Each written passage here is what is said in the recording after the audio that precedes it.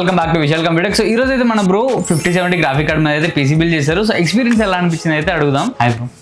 Nice to meet. మీ పేరు? తనుష్. మీ పేరు బ్రో? సాయి. బ్రో పీసీ మీకు ఎలా అనిపించింది? బాగుంది. సో మీకు విషయాలు ఎలా తెలిసింది?